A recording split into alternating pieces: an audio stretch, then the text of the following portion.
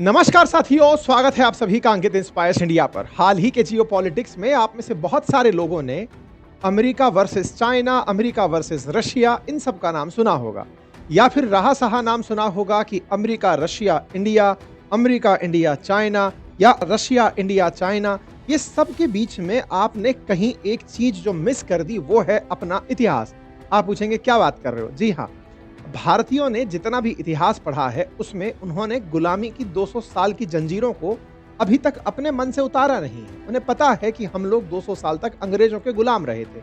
By the way, ये अंग्रेज आए कहां से थे? ये अंग्रेज आए थे यूनाइटेड किंगडम से, जिसको आप इंग्लैंड के नाम से भी जाना करते हैं। यूनाइटेड किंगडम कहाँ है? यूरोप में है। जैसे एशिया में भारत है, बिल्कुल ऐसे ही यूरोप में यूके है। ठीक इसी तरह से भारत के अंदर फ्रांसीसी आए, पुर्तगाली आए या फिर डच आए। ये सब आए कहाँ से थे? ये सब यूरोप से आए। और एक समय तो ऐसा कहते थे कि ब्रिटेन का सूरज, यानी कि इंग्लैंड का जो सूरज है, जहां उदय होता था वहां से लेकर जहां अस्त होता था, वहां तक सब तरफ इनका ही शासन था। ऐसे में बड़ा सवाल आज के दिन ये है कि आज हम जितनी भी बातें करें, यूरोप के सारे देश मिलकर जो यूरोपियन यूनियन बनाए बैठे हैं, 27 कंट्रीज प्लस ब्रिटेन भी पकड़ लीजिए, इनका संयुक्त रूप से भी इतना नाम नहीं आता जितना चाइना का अकेले आ जाता है, अमेरिका का अकेले आ जाता है। एक जमाने में जहां इंग्लैंड हुआ करता था, आज उस जगह लगभग अमेरिका ने ले ली है वो जगह। ऐसे में एक बड़ा सवाल बनता है कि आफ्टर ऑल यूरोप ने अपनी प्रासंगिकता खत्म कैसे कर दी? क्यों ऐसा हुआ कि यूरोप, जिसका कहते हैं सूरज कभी नहीं छुपता था, धरती जहां तक है, गोल जर धरती है, वहां पर इनका शासन हुआ करता था, ये सब गायब कैसे हो गए? इनके कहीं नाम क्यों नहीं लिए जाते? और आज के समय में अगर कोई पूछ भी ले, कोई थोड़े पढ़े लिखे आदमी से जाकर पूछे कि भाई साहब क्या लगता है यूरोप क्यों पिछड़ गया, तो उसका सीधा सा आंसर आता है कि अब यार वहां पर बहुत सारे इलीगल माइग्रेंट्स आ गए हैं। अभी देखा था हमने, जैसे ब्रिटेन के अंदर अभी रैली बुलाई गई थी, कहा गया था कि हम चार्ली को पसंद करते हैं। अब ये लोग प्रोटेस्ट करते हैं इलीगल माइग्रेंट्स को लेकर। ठीक है, आज के सेशन में मैं ये भी बताऊंगा कि इलीगल माइग्रेंट्स यहाँ पहुंचे नहीं हैं, इनकी जरूरत थी पहुंचना। ये चाहते थे कि लोग दुनिया भर से यहाँ पहुंचे। सारा डिटेलिंग करेंगे। आज हम इस बात को समझने का प्रयास करेंगे कि यूरोप संस्थागत तरीके से खत्म कैसे होता जा रहा है।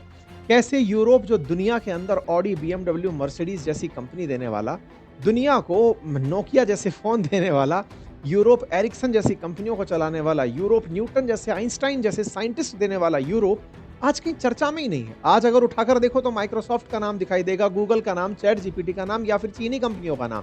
नाम ही नहीं है साहब।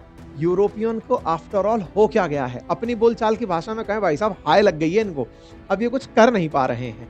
इस या फिर कुछ आप में से लोग ये भी कहेंगे, सर इन्होंने तो कुछ अपनाया नहीं, टाइम बिंग अगर ये सुधर गए होते तो शायद ये आराम में चले गए होंगे। सर इतना पैसा कमा लिया, काम करने की जरूरत ही नहीं रह गई। इसका मतलब कहीं ना कहीं आप एक जगह लैंड कर रहे होंगे, और वो ये है कि इन्होंने अडॉप्शन नहीं किया समय के साथ। हाँ, ये शुरुआत में सोचना ठीक है, हम आगे चलते हुए सारी बातों को समझेंगे, विस्तार पूर्वक समझने का प्रयास करेंगे। लेकिन जहां तक बात हो अडॉप्शन की, ये केवल कॉन्टिनेंट्स पर ही लागू नहीं होती, देश पर लागू नहीं होती, ये सब पर लागू होती है। आप पर, मुझ पर लागू होती है। अगर आप एक अच्छा व्यापार करते हैं, आपने कोई दुकान खोल रखी है, आपका खुद का कोई व्यापार है, आपने अगर समय के साथ अपनी टेक्नोलॉजी अडॉप्ट नहीं की, जैसे बहुत सारी कंपनियां आजकल, दुकानें बहुत सी चल रही हैं लेकिन माल उनका ऑनलाइन प्रेजेंट नहीं है, आपके प्रोडक्ट्स हैं लेकिन दुनिया को पता नहीं है क्योंकि आपने विज्ञापन नहीं किया, आप सोचते हैं एक दिन सब हो ही जाएगा।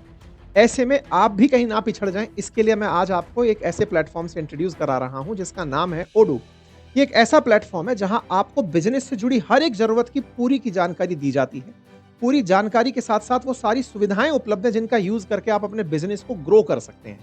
आपके लिए अलग अलग टास्क को ये आसान बना देता है। मैं उदाहरण के रूप में बताऊं कि आपके पास अगर कोई भी ऐसा प्रोडक्ट है जिसे आप ई कॉमर्स के जरिए अपने कस्टमर तक पहुंचाना चाहते हैं, तो इसके लिए आपको एक ई कॉमर्स वेबसाइट की जरूरत पड़ेगी, और इस वेबसाइट को बनाने में आपको मदद करेगा ओडू का ई कॉमर्स स्टोर, जहां पर आपको अपनी वेबसाइट बिल्डिंग से जुड़ी सारी टूल्स मिल जाएंगी, वो भी मल्टीपल ऑप्शंस के साथ। वेबसाइट का ऑब्जेक्टिव चूज करने हो या फिर लोगों पर कलर कौन सा हो ये डिटेक्ट करवाना हो, इस प्लेटफॉर्म पर सब कुछ आसानी से हो जाएगा। ऐसे ही सारी डिटेल्स आप भरते हुए चले जाइए। इसके बाद में आप अपने बिजनेस प्रोडक्ट से जुड़ी स्पेसिफिकेशन को भी वेबसाइट पर ऐड कर सकते हैं। प्लेटफॉर्म पर आपको एआई जनरेटेड थीम भी मिलेंगी जिससे आप अपने हिसाब से चूज कर सकते हैं। इस प्लेटफॉर्म पर आप चीजों को अपने हिसाब से आसानी से कस्टमाइज करते हुए बाद में अपने प्रोडक्ट्स की डिटेल, जैसे मॉडल, प्रोडक्ट की फोटो, प्राइस सेट करके अपनी वेबसाइट को तैयार कर सकते हैं। और इतना सब करने के बाद आप ओडू की मदद से शिपिंग, डिलीवरी और पेमेंट प्रोवाइडर को भी इसमें जोड़ सकते हैं। आसान से स्टेप्स के साथ आप ओडू पर अपनी ई कॉमर्स बिजनेस की जर्नी को शुरू कर सकते हैं और अच्छी ग्रोथ को अचीव कर सकते हैं। और सबसे खास बात यह कि ई-कॉमर्स वेबसाइट मेकिंग आपको ओडू पर बिल्कुल फ्री में मिलती है, वो भी 1 साल के लिए बिल्कुल फ्री कस्टम डोमेन नाम के साथ। इसके अलावा अगर आप ओडू की बाकी ऐप को भी यूज करना चाहते हैं तो उसके लिए आपको सिर्फ 580 रुपए का सब्सक्रिप्शन यूज करना होता है। अब इस सारी सुविधा का लिंक मैंने डिस्क्रिप्शन बॉक्स में दिया हुआ है, जल्दी से जाकर चेकआउट कर लीजिए। ओडू से आज ही अपना ऑनलाइन स्टोर बना लीजिए। चलिए विषय वस्तु पर वापस लौटते हैं और विस्तार से इस बात को समझने का प्रयास करते हैं कि आफ्टर ऑल यूरोप ने क्या नहीं अपनाया जिससे यूरोप है की जगह यूरोप था वाली स्थिति आ गई है। जहां दुनिया पर राज करने वाला जो यूरोप होता था, आज हम उसकी चर्चा कर रहे हैं कि भाई साहब कहां है यूरोप। दुनिया के अंदर दुनिया वाले जिसको रेफरेंस मानते थे, आज वो रेफरेंस खुद रेफरेंस में आने की खुशी मनाता है। कुछ दिनों पहले आपने देखा कि ब्रिटेन के प्रधानमंत्री भारत आ रहे थे तो उन्होंने अपने देश में ऐसा माहौल काट दिया कि देखो भाई साहब, भारत से बात करने जा रहा हूं, बहुत बड़ी बात है। अपने साथ में अपनी बड़ी बड़ी कंपनियों के मालिकों को एक ही जहाज में भरकर निकलते हुए कह रहे थे कि अब तक हमारे कालखंड की सबसे बड़ी बिजनेस डील करने हम जा रहे हैं। इससे पता चलता है कि इनके हालात वाकई में ठीक तो नहीं है। तो चलिए अब इसको थोड़ा सा समझते हैं। जैसा आप सभी जानते हैं कि ब्रिटेन, फ्रांस, पुर्तगाल, डच, इन सारे यूरोपीय देशों ने दुनिया के बहुत बड़े हिस्से पर राज किया था। अकेला ब्रिटेन 20वीं सदी की शुरुआत में दुनिया के 25% हिस्से पर अपना राज करता था। 17वीं सदी से 20वीं सदी के खत्म होने तक बहुत से यूरोपियन देश दुनिया भर के अलग अलग देशों पर राज करके अपनी अर्थव्यवस्था को इतना मजबूत कर लिया था कि हर मामले में बाकी दुनिया से आगे थे। जब मैं 17वीं सदी की बात कर रहा हूं तो इस दौर में यूरोप के देशों ने बौद्धिक और तकनीकी विकास के उस स्तर को छुआ जिसने भविष्य की दुनिया की नींव रखी। ऐसा मैं क्यों कह रहा हूं, इसे आप यूरोप में जन्मे कुछ नामों से समझ सकते हैं जिनकी खोज आज तक दुनिया के लिए नई सीख देती है। जैसे लॉ ऑफ मोशन और ग्रेविटी को समझाने वाले जो ईसाक न्यूटन थे, जिन्हें दुनिया के सबसे महान वैज्ञानिकों में से एक माना जाता है। गैलीलियो एस्ट्रोनॉमी, फिजिक्स और साइंटिफिक मेथड को देने वाले। नोबेल प्राइज जीतने वाली पहली महिला मारिया क्यूरी, जिन्होंने रेडियो एक्टिविटी पर काम किया। अल्बर्ट आइंस्टाइन, जिनकी थ्योरी ऑफ रिलेटिविटी ने यूनिवर्स को समझने की राह आसान की। पृथ्वी पर जीवन के विकास को समझाने वाले डार्विन या क्वांटम थ्योरी देने वाले नील्स बोर। ऐसे कितने ही लोग यूरोप में पैदा हुए जिनकी खोज ने दुनिया को देखने और समझने का नजरिया ही बदल दिया था। साथियों, यूरोप के देशों में हुई इस बौद्धिक क्रांति का प्रभाव इनके प्रोडक्ट्स पर भी दिखा। जैसे हम मशीन की बात करें तो दुनिया की सबसे ज्यादा लग्जरी ब्रांड की कारें यूरोप में बनती हैं। अकेले जर्मनी में BMW, Mercedes Benz, Audi, Volkswagen, Porsche जैसी कार के ब्रांड्स बने और पूरी दुनिया में चले। डिजिटल तकनीक की बात करें तो 1950 के आसपास जब दुनिया टीवी और लैंडलाइन फोन को भी बहुत बड़ी तकनीक समझ रही थी, उस समय ब्रिटेन के एलन टनिंग ने AI की नींव रखनी शुरू कर दी थी। तकनीकी क्षेत्र में यूरोप की धमक कई दशकों तक बनी रही। अगर कुछ नामों की बात की जाए तो स्वीडन की एरिक्सन, साल 1997 में इस कंपनी के पास दुनिया की कुल मोबाइल मार्केट का 40% हिस्सा था। दूसरा नाम फिनलैंड की नोकिया का। एक जमाने में इस कंपनी ने टेलीकम्युनिकेशन सेक्टर में ऐसा राज किया कि दूसरा कोई ब्रांड सामने दिखता ही नहीं था। लेकिन साथियों, जब हम आज की तस्वीर देखते हैं तो कुछ और ही कहानी नजर आती है। आज एक भी यूरोपियन टेक कंपनी जो ग्लोबल लेवल पर जानी जा रही हो नहीं है। अमेरिका, जिसने यूरोपियन लोगों का यूज करके अपनी की तकनीकी क्षमता को सुधारा, उसकी गूगल, माइक्रोसॉफ्ट, मेटा जैसी कंपनियों ने दुनिया पर राज कर रखा। अब इसके चैट जीपीटी ने भी नया चैप्टर जोड़ दिया है। चीन की कहानी तो हम सब जान ही रहे हैं। जब यूरोप के वैज्ञानिक AI और कंप्यूटेशन की जटिल प्रणाली को समझ रहे थे, तब चीन ने भुखमरी जैसी स्थिति थी। आज वही चीन तकनीकी, मैन्युफैक्चरिंग और प्रोडक्शन के आंकड़ों में पूरे यूरोप से कई गुना आगे नजर आता है। यही यूरोप की बिगड़ती हालत का पहला कारण है। यहां इनोवेशन और अडप्टेशन को उतनी प्राथमिकता नहीं दी गई जितनी दी जानी चाहिए। इनके पास पैसा था, दुनिया की सबसे जेन्युइन माइंड थे, जीनियस माइंड थे, टाइम था, नॉलेज था, लेकिन इन्होंने इस चीज का पूरा फायदा उठाया ही नहीं। अगर आप यूरोपीय देशों की इनकम के प्रमुख सेक्टर पर नजर डालेंगे तो फाइनेंस, ट्रेड और इंडस्ट्रियल सेक्टर के बाद इसमें टेक्नोलॉजी का नाम भी आता है, जो अब धीरे धीरे कमजोर होता जा रहा है। दूसरी तरफ फाइनेंशियल सर्विसेज की अगर हम बात करें तो यहां भी कोई अच्छी स्थिति नहीं है। रिपोर्ट्स बताती हैं कि यूरोप के देशों में ऋण का आंकड़ा बढ़ता ही जा रहा है, जिसने यूरोपियन यूनियन में फाइनेंशियल क्राइसिस जैसी स्थिति पैदा कर दी है, जिससे बचने के लिए अलग अलग यूरोपियन देश अपने हिसाब से प्रयास कर रहे हैं, जिसमें से सबसे बड़ा प्रयास था बैंक की ब्रांच और उनके एम्प्लॉइज के नंबर को घटाने का। एक रिपोर्ट के अनुसार साल 2009 के मुकाबले से साल 2020 में यूरोपियन यूनियन में कुल बैंक शाखाओं का नंबर 33% कम हो चुका था और बाकी जो कसर बची थी उसे कोविड-19 महामारी ने पूरा कर दिया। साथियों, बाकी दुनिया की तरह यूरोप भी महामारी की मार से उभरने की कोशिश ही कर रहा था कि यूक्रेन और रूस के युद्ध ने पूरे यूरोप की अर्थव्यवस्था को इतना बड़ा धक्का दिया कि यूरोप में एक के बाद एक सेक्टर बुरी तरह प्रभावित होने लगे।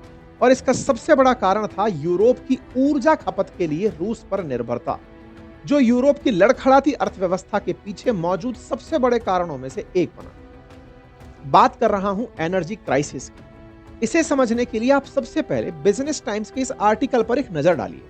इसमें कहा गया है कि पोर्शे और बीएमडब्ल्यू जैसी कंपनियों को क्राइसिस से निकालने के लिए जर्मनी को अपनी एनर्जी और इंडस्ट्रियल पॉलिसीज को बदलना होगा, क्योंकि पोर्शे और बीएमडब्ल्यू को दूसरे देश में जाकर कार बनाना सस्ता पड़ रहा है, जबकि जर्मनी में मैन्युफैक्चरिंग महंगी पड़ रही है।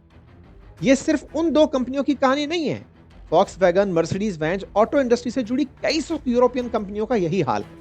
इनका सबसे बड़ा रीजन है यूरोप में एनर्जी के कॉस्ट और अवेलेबिलिटी में आई अनस्टेबिलिटी। जैसा कि मैंने पहले भी आपसे कहा कि यूरोप में चल रही इस एनर्जी क्राइसिस की कहानी की शुरुआत फरवरी 2022 में जब रूस ने यूक्रेन में हमले किए, जिसके बाद यूएस ने और यूरोपियन कंट्रीज ने रूस पर कई सैंक्शन ला दिए। इन सैंक्शंस से रूसी तेल को ना खरीदकर उनकी इकोनॉमी को बर्बाद करना भी इसमें शामिल था। पर यूरोप शायद ये भूल गया था कि ये उनका अपना फैसला उनकी इकोनॉमी के लिए एक बैकफायर साबित होगा। मैं ऐसा इसलिए कह रहा हूं क्योंकि कई दशकों से यूरोप के ज्यादातर देश रूस से आने वाली सस्ती नेचुरल गैस और दूसरे एनर्जी रिसोर्सेज पर टिके हुए थे। सिर्फ जर्मनी ही अपनी जरूरत का 55% नेचुरल गैस रूस से खरीदता था। इसके अलावा इटली 40%, ऑस्ट्रिया 80% और कई देशों में तो 100% नेचुरल गैस के लिए रूस पर ही निर्भरता थी। पूरे यूरोपियन यूनियन की बात करें तो यह नंबर लगभग 40% के आसपास सेटल होता है। फ्रांस और यूके जैसे देशों की रशियन गैस पर डायरेक्ट डिपेंडेंसी भले ही कम हो, लेकिन एलएनजी इंपोर्ट और इंटरकनेक्टेड इलेक्ट्रिसिटी मार्केट के चलते इनका इंपैक्ट इन देशों पर भी पहुंचा।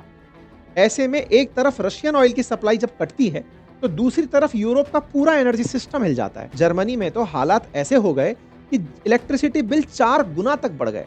फ्रांस, इटली और नीदरलैंड जैसे देशों में 200% से ज्यादा इन्फ्लेशन, स्पेन में 103%, ब्रिटेन में भी 50% से ज्यादा इलेक्ट्रिसिटी बिल इन्फ्लेशन देखने को मिला है।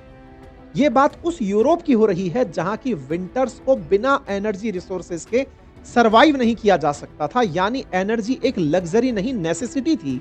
रशिया के ऑयल बैन के बावजूद यूरोप थोड़ा बहुत अपने कदमों पर खड़ा हुआ ही था। रही सही कसर नॉर्वे ने पूरी कर दी। साथियों, आपको बता दूं कि नॉर्वे यूरोप का तो हिस्सा है, लेकिन यूरोपियन यूनियन में नहीं आता। यह यूरोप के उन चुनिंदा देशों में से है जहां अपने एनर्जी रिसोर्सेज तो प्रचुर मात्रा में है। साल 2023 तक नॉर्वे जो है वो जर्मनी की गैस डिमांड का 43% पूरा कर रहा था। ऐसे ही कई यूरोपियन देश रशियन ऑयल और गैस की कमी पूरी करने के लिए नॉर्वे की तरफ मुड़ गए। पर यूरोपियन यूनियन की मदद करना नॉर्वे के लिए बहुत भारी पड़ने लगा। वहां की फ्यूल की प्राइसेस तेजी से बढ़ने लगी, जिसने यूरोप में एक अलग पॉलिटिकल ड्रामा शुरू कर दिया। नॉर्वे के लीडर्स ओपनली जर्मनी जैसे देशों को क्रिटिसाइज करने लगे कि उन्होंने क्यों अपने न्यूक्लियर प्लांट पर ताले लगा दिए। इवन रिसेंट रिपोर्ट में यह भी दिखता है कि नॉर्वे यूरोपियन कंट्रीज को एनर्जी एक्सपोर्ट कम भी करने वाला है, जो पूरे यूरोप को ट्रेजेडी में डाल सकता है। लेकिन सवाल यह है कि यूरोपियन कंट्रीज को कभी रशिया तो कभी नॉर्वे पर डिपेंडेंट होना ही क्यों पड़ रहा है? क्योंकि जवाब सिंपल है, क्योंकि यूरोप मिडिल ईस्ट और रशिया की तरह वास्ट ऑयल और गैस रिजर्व पर थोड़ी बैठा है। क्लाइमेट चेंज के इंपैक्ट को देखते हुए कई यूरोपियन कंट्रीज ने कोयले का भी उपयोग बंद कर दिया। शांति का नारा देने के लिए न्यूक्लियर प्लांट भी बंद कर दिए। यूरोपियन कंट्रीज ने विंड और सोलर एनर्जी पर काफी हेवीली इन्वेस्ट किया, लेकिन रिन्यूएबल रिसोर्सेज के साथ प्रॉब्लम यह है कि ये काम भी नेचर की मर्जी से होता है। अब ये पढ़ते हैं ठंडे इलाके में सूरज की रोशनी पहुंचती नहीं है तो सोलर एनर्जी कहां से बनाएं। यूरोप का वेदर हमेशा डिपेंडेबल नहीं है। अगर आप एक क्रिकेट फैन हो तो इंग्लैंड में होने वाले मैचेस के हाल से आप समझ सकते हो। बस इसीलिए यूरोप को अपने घर और फैक्ट्रीज चलाए रखने के लिए ना चाहते हुए भी एनर्जी इंपोर्ट करनी पड़ती है।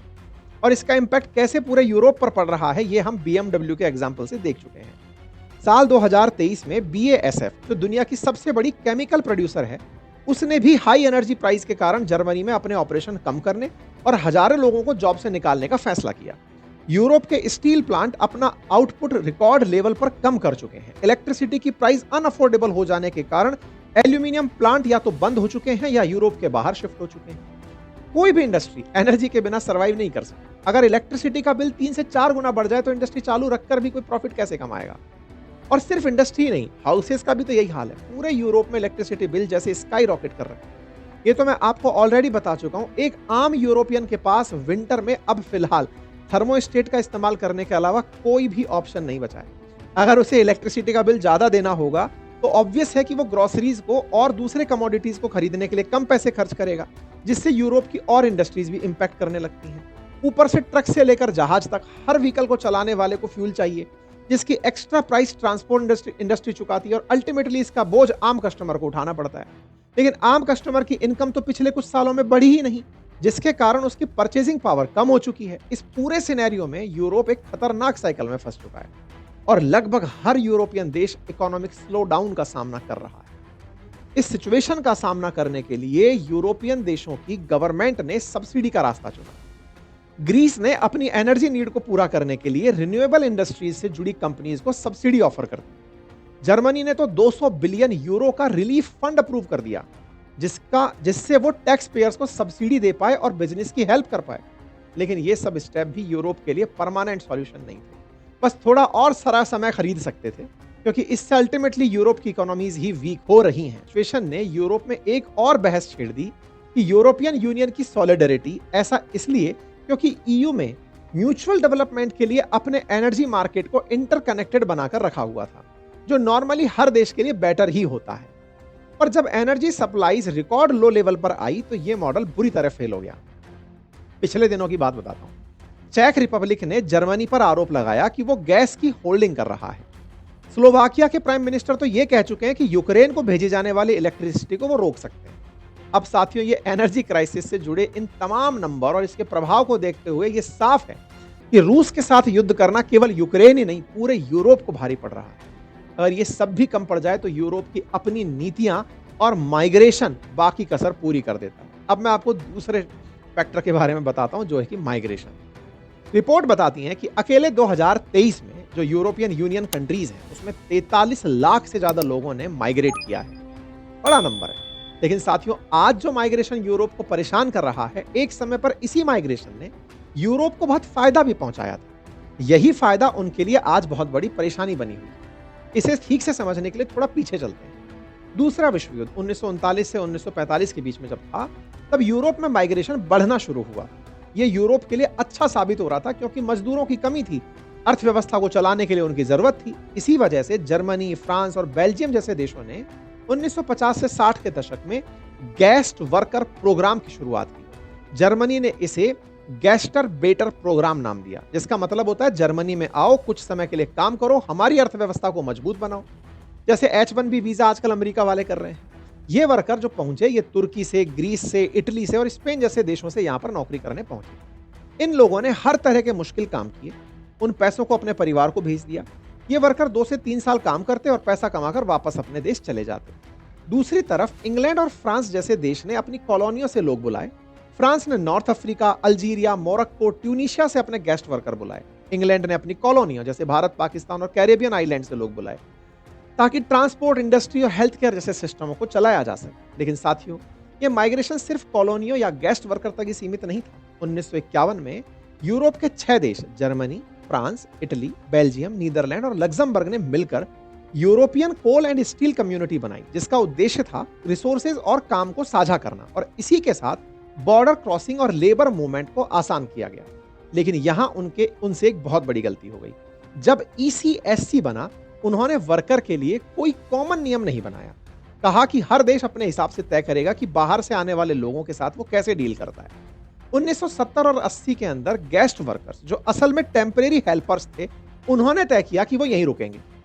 पर क्योंकि हर देश के नियम अलग थे, स्थिति काफी अनफेयर थी। जैसे जर्मनी में गोस्ट आर्बराइटर को पहले सिर्फ टेम्परेरी वर्क परमिट था, उन्होंने परमानेंट राइट आसानी से नहीं मिले। वहीं फ्रांस ने माइग्रेंट्स को सिटीजनशिप का चांस दे दिया, लेकिन वहां सोशल टेंशन बहुत बड़ी थी। यूके में तो दंगे भी होने लगे कि माइग्रेंट और लोकल्स में से कौन रहेगा। जैसे 1981 का ब्रिक्सटन दंगा, जहां ब्लैक कम्युनिटीज और पुलिस के बीच हिंसक झड़पें हुई, या फिर ओल्डहैम दंगे, जहां साउथ एशियंस और व्हाइट लोकल्स के बीच में कुछ ऐसा ही हुआ। इन दंगों के बाद कुछ सालों में यूरोप में चीजें शांत होने लगी, लेकिन तभी 1990 से सन 2000 में बाल्कन, मिडिल ईस्ट और अफ्रीका में नए युद्ध शुरू हो गए, और लोग यूरोप को एक सुरक्षित जगह समझने लगे। तो अपनी जान बचाने के लिए लोग यूरोप आ गए। यहाँ पर यूरोप का नजरिया भी बदला और सोचा कि मानवता के लिए उन्हें युद्ध क्षेत्र से प्रभावित सभी लोगों को यूरोपियन देशों में आने की अनुमति देनी चाहिए। साथ ही उन्हें मजदूरों की तरह भी जरूरत थी। लेकिन यूरोप यही नहीं रुका। उन्होंने माइग्रेशन करके आए लोगों के लिए बेसिक हेल्प पॉलिसीज बनानी शुरू कर दी, जो कि लोगों के लिए और आकर्षक हो गई, जिसमें घर, स्वास्थ्य, शिक्षा जैसी बेसिक जरूरतें पूरी करने का वादा था। बेरोजगारी की स्थिति में उनके स्किल लर्निंग तक करवाई जाती, जॉब दिलवाई जाती। यूरोप में ऐसी स्थिति को देखते हुए अफ्रीका और युद्धग्रस्त मिडिल ईस्ट से अफगानिस्तान, पाकिस्तान से भर भर के लोग यूरोप में पहुंचने लगे और असाइलम का हिस्सा बनने लगे। इन चीजों को और आसान बनाने के पीछे एक और बड़ा कारण यूरोप के बॉर्डर भी थे। अगर रूस वाले बॉर्डर को एक बार के लिए छोड़ दें तो पूरे यूरोप के बॉर्डर कहीं पर भी ज्यादा सुरक्षित नहीं है। रोक टोक करने वाले प्रोसेस ही नहीं है। वहां एक देश से दूसरे देश में वैसे ही जा सकते हो जैसे भारत के एक राज्य से दूसरे राज्य में। हालांकि पिछले कुछ सालों में बॉर्डर सुरक्षा की स्थिति में परिवर्तन भले ही आया हो, लेकिन लंबे समय तक ऐसा ही चलता रहा। और जब आना जाना इतना आसान था तो शरण लेना भी आसान था। इस वजह से यूरोप में बाहरी लोगों की जनसंख्या धीरे धीरे बढ़ने लगी। शहरों में हाउसिंग करने वाले सेक्टर पर दबाव बढ़ा और लोकल लोगों की नौकरियों पर संकट आने लगा और हेल्थ केयर सिस्टम पर लोड बढ़ गया। साथ ही कल्चरल और सोशल टेंशन भी दिखने लगे। बाहरी लोगों के खिलाफ धीरे धीरे विरोध प्रदर्शन और भेदभाव के मामले सामने आने लगे।